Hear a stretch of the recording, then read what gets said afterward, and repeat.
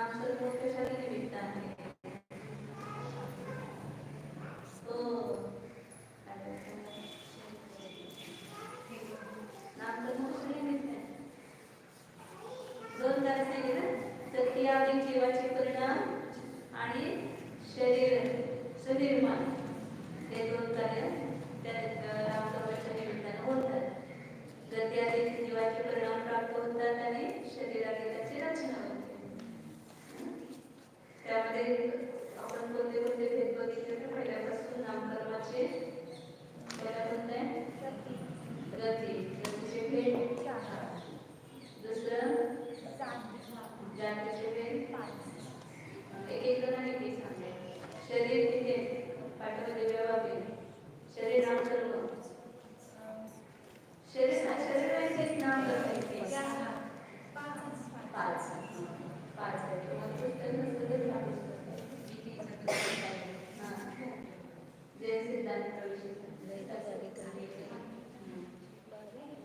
गती चार जाती शरीर पुढं शरीरानंतर अंगोपांग अंगोपांगाचे किती भेद सांगितले तीन कोणते औदारिक विवेकी आहार तीन अंगोपांग नंतर निर्माण कर्माचे किती भेद आहे एकच पुढं बंधन आणि संधान बंधनाचे किती भेद कोणते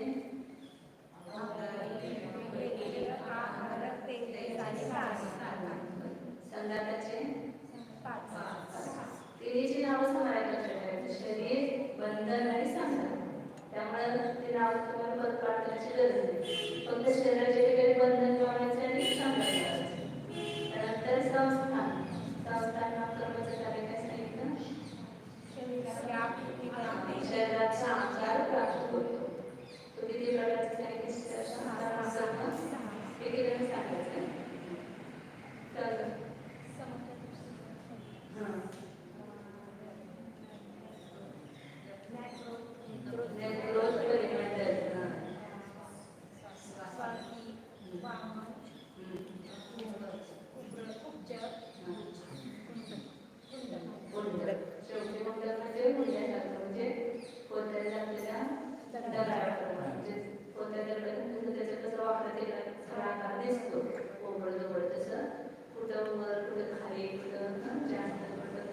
सगळे शरीर पूर्ण वेगळं असते त्याला उंडन संस्थान नामकरण त्या कर्माच्या उदयाने शरीर प्राप्त होते. स्वाती संस्थान नामकर्माच्या उदयाने कसं शरीर प्राप्त होते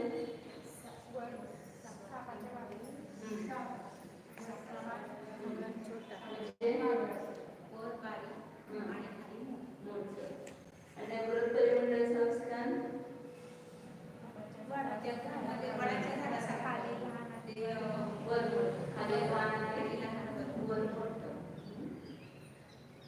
सोपे ते नंतर संबोधन नामकरण संबोधन नामकरणाचे सांगितले कोणते वज्रनारायणचे संबंध वज्रनारायण अर्धनारायण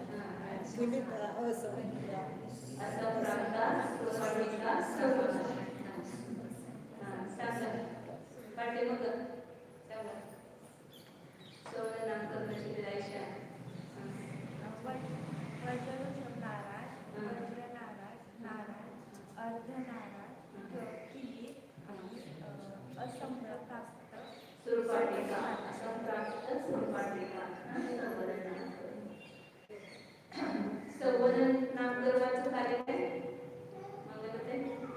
संबोधन नामकर्माचं काय कार्य संबोधन नामकर्माच्या उदयाने काय प्राप्त होते हाडाचे बंधन विशेष प्राप्त होते. त्यामध्ये वज्रशुद्धाला संबोधन काय होते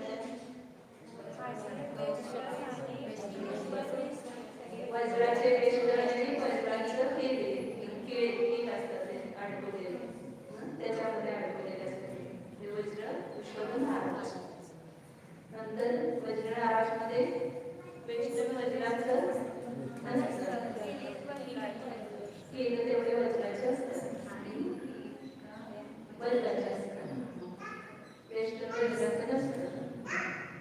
नंतर वज्र नाराजमध्ये नंतर नाराजमध्ये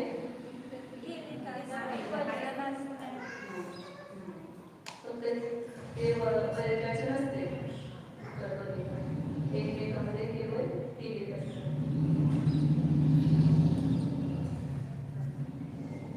अर्ध नाराजमध्ये अर्ध किरीट असतात, ते पूर्ण किरीट असतात, हे अर्ध किरीट असतात. आणि किरीटमध्ये फक्त आरक्षांचे किरीट बसवलेले असतात.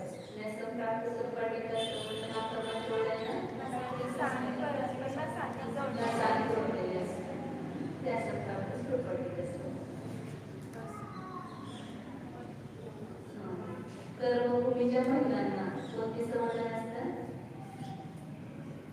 कर्मभूमीमध्ये महिलांना अंतिम 3 सवलत असतात. आणि पंचम काळामध्ये सुद्धा सगळ्यांना पुरुषांना सुद्धा त्या अंतिम 3 सवलत. त्यामुळे या काळात श्रेणी पण जाऊ शकत नाही आणि मोक्षाला पण जाऊ शकत नाही. 7व्या नरकात पण जाऊ शकत नाही, सर्वासिद्धीमध्ये पण जाऊ शकत नाही. जास्त पाप पण करू शकत नाही, जास्त पुण्य पण करू शकत नाही, जास्त धर्म पण करू शकत नाही. म्हणजे मोक्षाला जाण्यामध्ये पुरुषार्थ पण होत नाही. कारण काय तर वज्रवृषभ नाराज सवलन नाही. ते वज्रवृषभ नाराज सवलनच निमित्त आहे. 7व्या नरकात जाण्यासाठी, सर्वासिद्धीमध्ये जाण्यासाठी आणि मोक्षाला जाण्यासाठी. पुढं आणि हे पण झालं होतं स्पर्श स्पर्शाचे जे भेद तेच त्या नामकर्माचे भेद जे कर्म. स्पर्शाचे किती भेद आहे? स्पर्श नामकर्माचे 8 भेद. कोणते?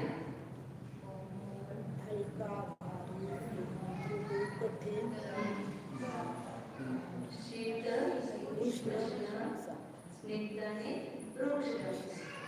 चिकट आणि रुक्ष. त्याच्यानंतर वररस नामकर्माचे किती भेद आहे? 5. कोणते?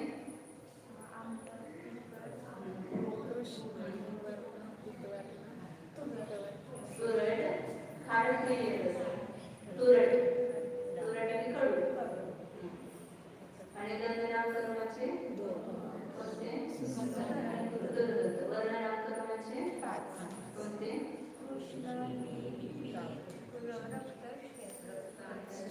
लाल आणि पांढरा. आता पुढे घ्यायचं आपल्याला. एकूण नामकर्माचे किती भेद झाले? 61 भेद झाले आपण काल म्हणले होते. त्यानंतर आता अनुपूर्वी नामकर्म. अनुपूर्वी पण म्हणतात किंवा अनुपूर्वे पण म्हणतात. तर या अनुपूर्वी नामकर्माच्या उदाहरण काय होते? एका गतीतून त्याला दुसऱ्या गतीत जातो जीव, तिथून मेला, आता दुसऱ्या गतीत जाऊन जन्म घेणार, तर ती मधली गती त्याला काय म्हणतात? विग्रह गती. त्या विग्रह गतीमध्ये जीवाचा जो आकार असतो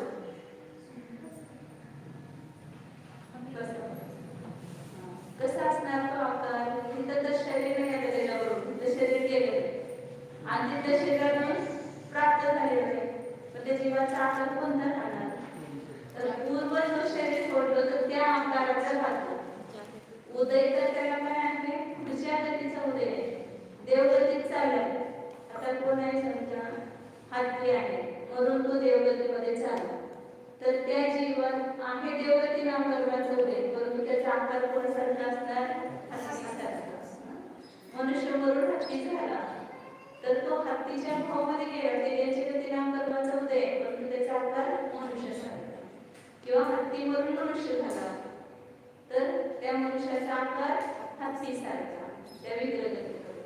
जे शरीर सोडलं असेल त्या शरीराचा आकार राहतो. कशामुळे ते कार्य? कुणाचं कार्य ते? अनुपूर्वीय नामकर्माचं. आणि विग्रहतीमध्ये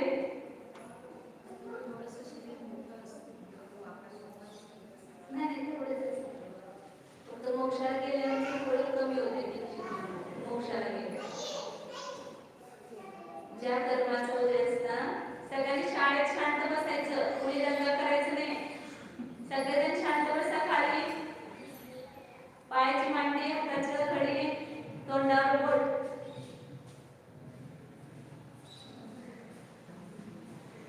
अनुभूती नामकर्माचा उदय असल्यामुळे काय होते, एकतर त्या गतीतून त्या गतीत त्याचं गमन होतंय आणि जाताना त्याचा आकार पूर्ण शरीरासारखा राहतो. त्यानुसार नामकर्माचं कार्य.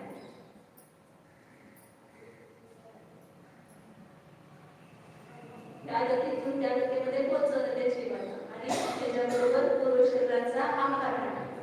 हे अनुभवी नामकर्माचं कार्य आहे.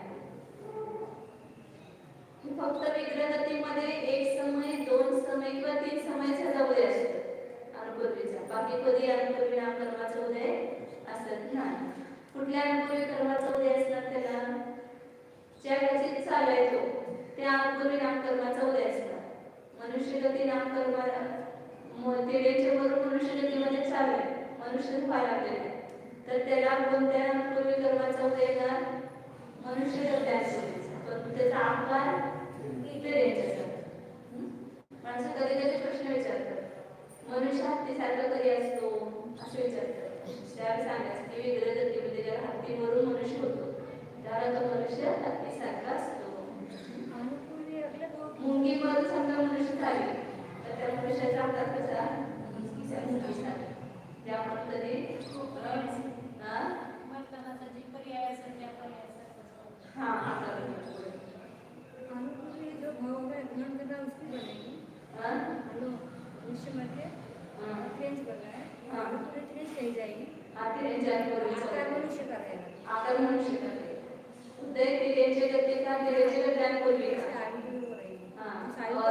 उसका आकार मनुष्य मध्ये तेरेंचे मुळात मनुष्य द्यायचा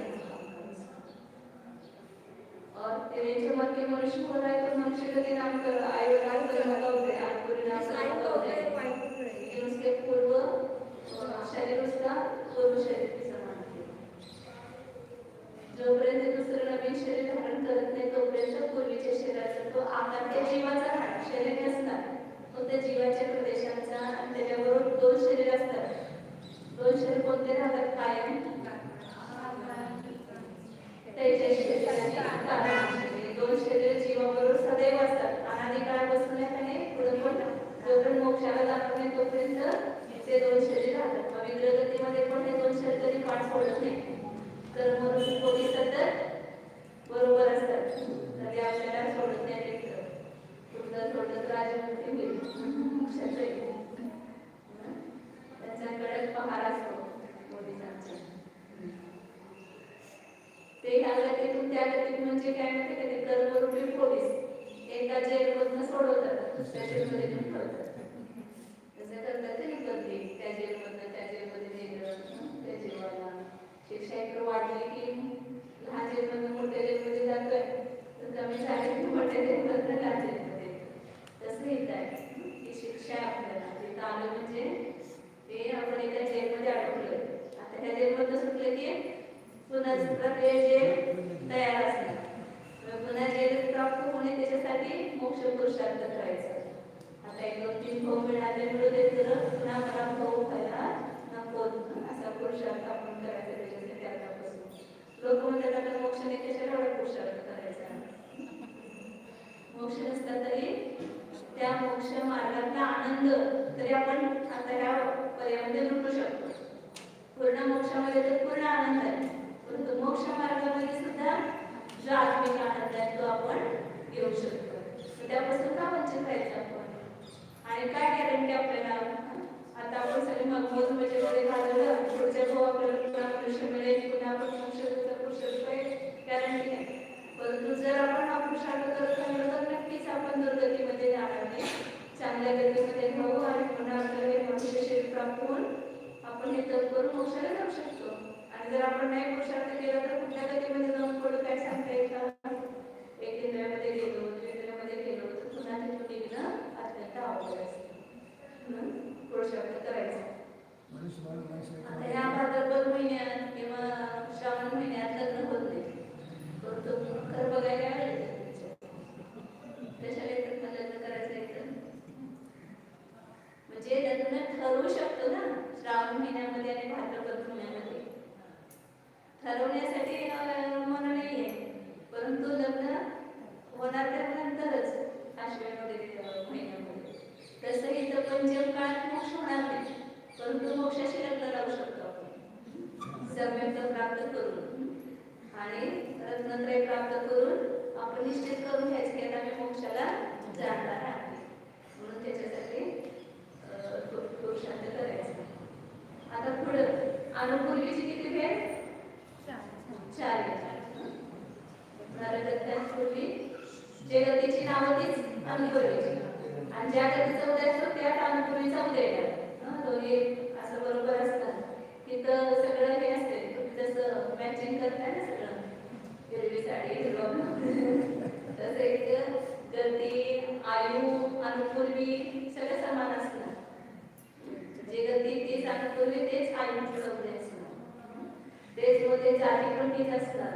कुठली गती असेल त्याला अनुसरून ती जाती असणार, त्याला अनुसरून असते ते संस्थान संवर्धन सगळं त्या गतीचं जे असेल ना कॉम्बिनेशन ते असतात बरोबर.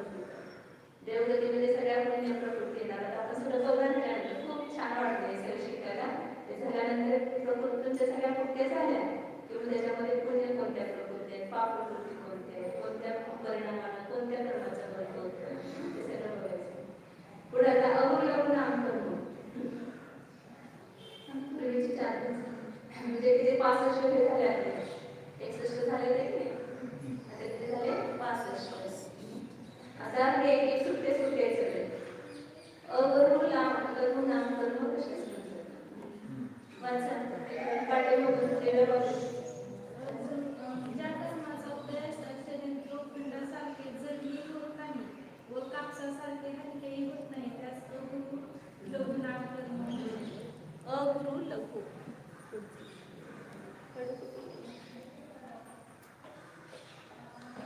अनुपूर्वी किती वगैरे ते पिंड प्रकृती पिंड प्रकृती आपण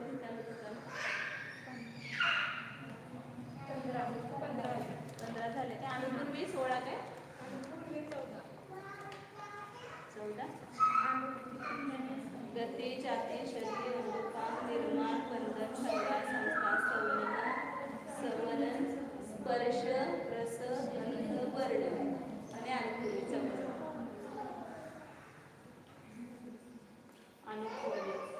अनुपूर्वी पण म्हणतात किंवा अनुपूर्वी पण म्हणतात. त्याचे किती भेद सांगितले? 4.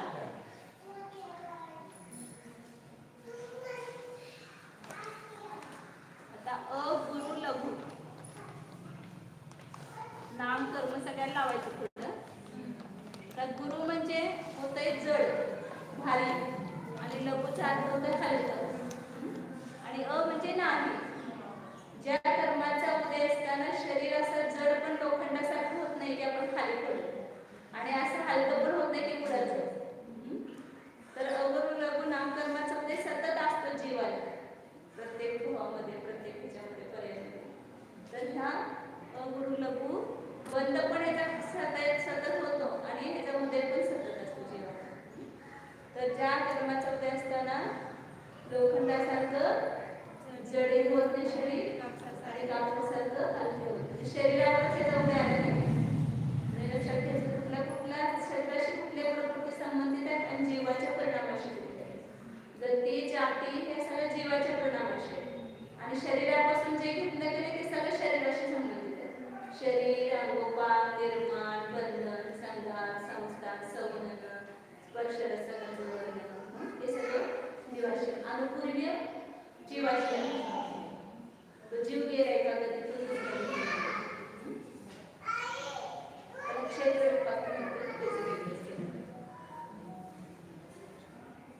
अगुरु लग्नानंतर उपघात नामकरण वाचा पुढे.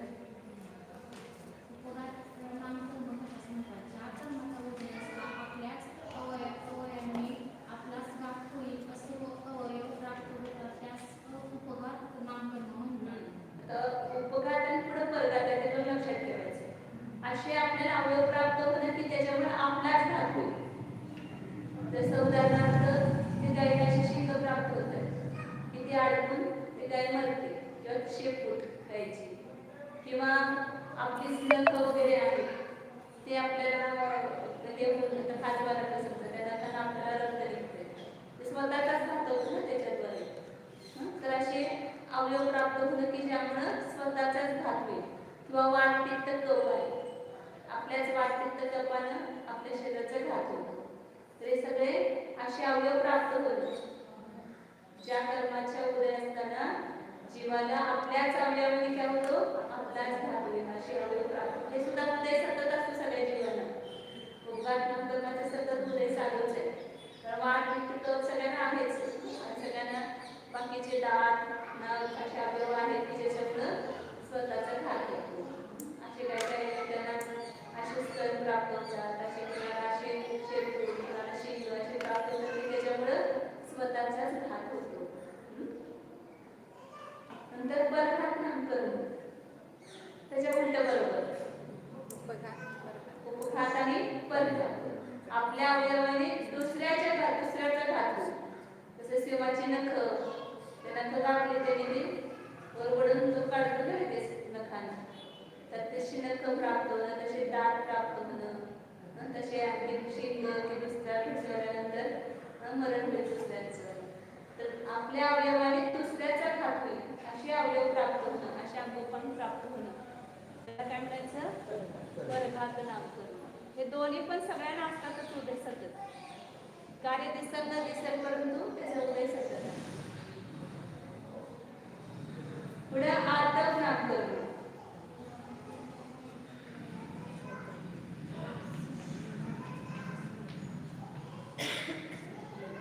पुढे वाचा.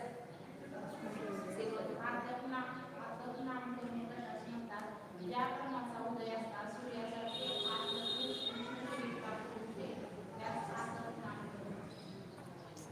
सूर्यासारखं म्हटल्याने तर वास्तविक बघायला गेलं तर ह्या आर्तव नाम कर्माचा उदय पृथ्वी काही त्या सूर्याच्या विमानाला असतो. जे सूर्याचं विमान आहे ना ते पृथ्वी काही जीवाचं शरीर आहे.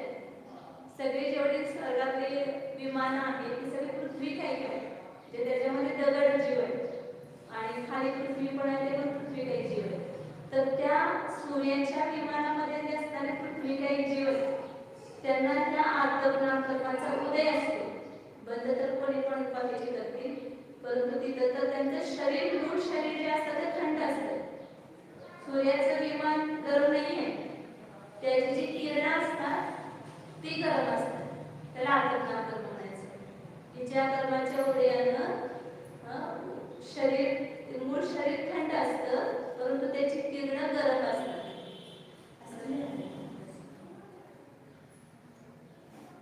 हे फक्त बादल पृथ्वी काही पर्याप्त जीवांनाच ह्याचा उदय असतो, आपल्या कुणाला नसतो याचा उदय.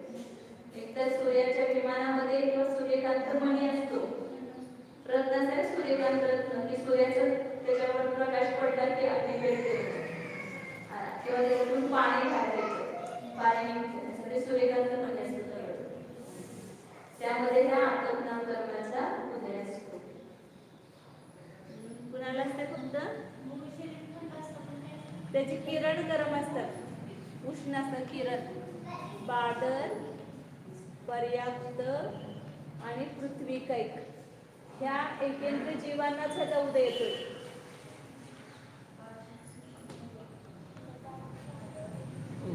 स्वर्गातले देव एकेंद्र कर्म सांगितले. स्वर्गातला देव सुद्धा काय होतो, एकेंद्रिय पर्याय धारण करू शकतो.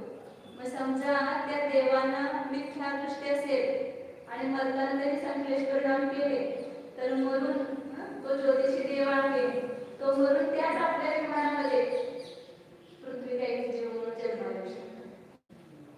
म्हणजे सागर वर्ष कोल्यभूम वर्षापर्यंत, असंख्यात वर्षापर्यंत जिथं वैभवमध्ये तो राहिला त्याच विमानामध्ये पृथ्वी काही जीव म्हणून जन्माला आला. किती विडंबना असेल. रोज राजा श्रीमंत केला होतो, सगळी किती विडंबना. लक्षात घ्यायचे संसाराची विचित्रता, आणि त्याच्यासाठी आपण आपली पर्याय सुधारण्यासाठी पुरुषार्थ करायचा. त्या पूर्ण कर्माचा उदय कोणाला असतो सांगितलं, बादल, पर्याप्त, पृथ्वी काही जीव, त्याचे दगड वगैरे ते पण सूर्याच्या विमानामध्येच आहे.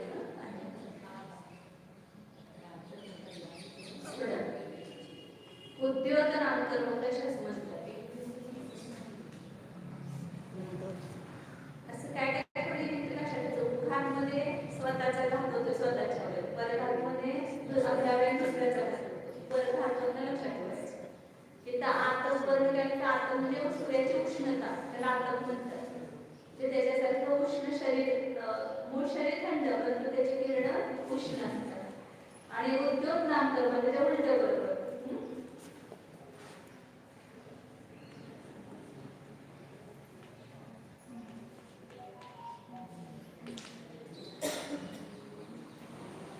बंद बंद कोणी पण करे आतपनाम कर्माचं जे केंद्रीय कर्माचा बंद करतात ना ते आतपाचा बंद करू शकतात. परंतु उदय मात्र यांनाच येणार फक्त भारत पृथ्वीकडे पर्याप्त जीवनाचं.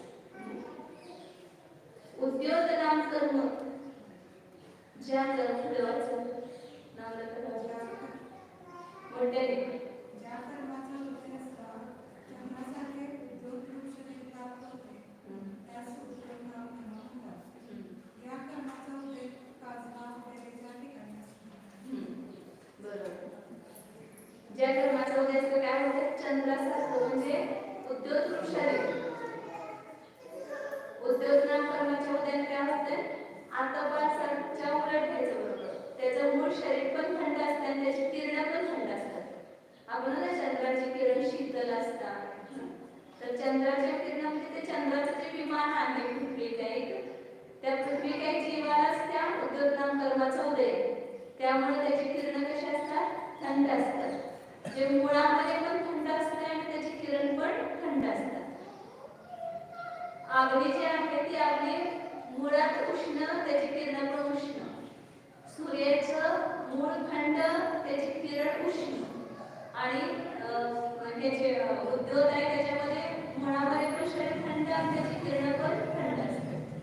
मग ह्याचा उदय पुन्हा येतो उद्योतनाम कर्माचा उदय की जे एकेंद्रिय असे चंद्राचं विमान आहे, चंद्रकांत मणी आहे किंवा रत्न आहे, त्याचा प्रकाश असतो ना ते तेजस्वी असते त्याचं शरीर. किंवा जे जुगनू वगैरे बघता तुम्ही त्याच्यामध्ये लाईट असते त्याला उद्योतनाम कर्माचा उदय त्यामुळे तो प्रकाश येतो. किंवा जे गाय वगैरे असतात त्यांचे डोळे जे असतात चमकतात तर ते उद्योतनाम कर्माचा उदय. उद्योतनाम कर्माचा उदय फक्त त्रियंचनाचा असतो परंतु एकेंद्रियापासून ते पंचेंद्रियापर्यंत कोणत्या पण त्रियंचनाला त्या उद्योतनाम कर्माचा उदय होऊ शकतो. देव नारके मनुष्याला असत नाही. उद्योगचा पण उदय असत नाही, आतपचा पण उदय असत नाही.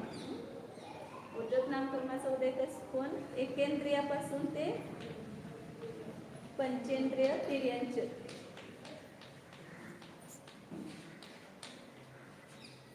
आता एकेंद्रियामध्ये पण पृथ्वी काय ह्यांना असत नाही. तेज काही काही वायू काही काळांना असतात नाही. पृथ्वी काही जल काही आणि वनस्पती त्या ठिकाणी असू शकतो. काय काय वनस्पती पण कशा अशा अगदी चमकतात त्यांचा प्रकाश पडतो. बंद कोणी पण करेल उद्योगचा परंतु उदय कुणाला असतो ते सांगितलं. एकेंद्रियापासून ते पंचेंद्रिय तिर्यंचना तिर्यंच्या गतीमध्येच असतात उद्योगचा. परंतु एकेंद्रिय द्विंद्रिय त्रिंद्रिय चतुरेंद्रिय पंचेंद्रिय पाचही इंद्रिय जीवांना उदय असू शकतो उद्योगचा.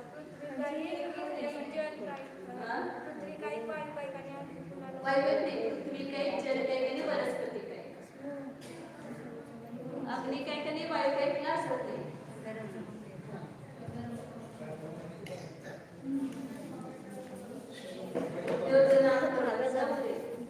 आचार्य श्री श्री सागर महाराज की जय.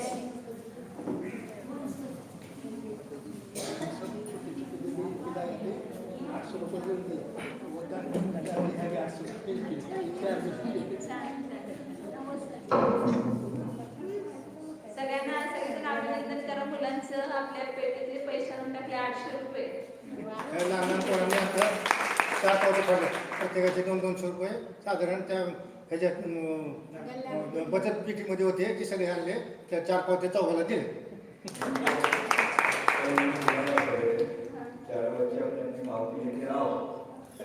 आहे, पावते दाखव. आता ते दाखव पावते. प्यार धर्म का अपना है और ये बच्चे हर साल प्यार धर्म के उसमें पावता है। आता आधी वर्षभर साठवणार ना 400 हाय, ठेवा आता बरोबर. ठेवा आता, चला. बड़ी प्रेरणा मिलती है बच्चों को प्यार करने की।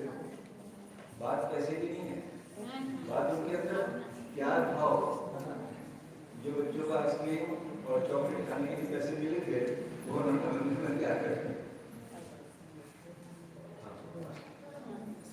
काय झालं आता पाणी होतं लक्षात आलं ना आता हे फक्त सूर्याच्या विमानामध्ये बादल पृथ्वी काही विमानात उडे असते बंद मनुष्य शरीराच्या देवपुरीची पण करू शकते जसं उद्योगचा पण बंद चारी गतीमध्ये होऊ शकतोय तो उदय कुठे ना तिन्हीच्या गतीमध्ये एक केंद्रापासून ते पंचेंद्रियामध्ये आणि केंद्रामध्ये पण तुम्हाला सांगितलं पृथ्वी पाणी आणि वनस्पती ते गाणं नंतर 20 नंबरचं आहे श्वासोश्वास नाम कर्म ज्या कर्माचा उदय असता श्वास घेणे आणि सोडणे ही क्रिया होते श्वास घेतो आणि सोडतो श्वास आणि उच्छ्वास तर त्यास श्वासोश्वास नाम कर्म म्हणतात सगळ्याच पर्यावरणाचा उदय असतो पर्याप्त जीवाना अपर्याप्त जीवाना असत नाही फक्त श्वासोच्छ्वास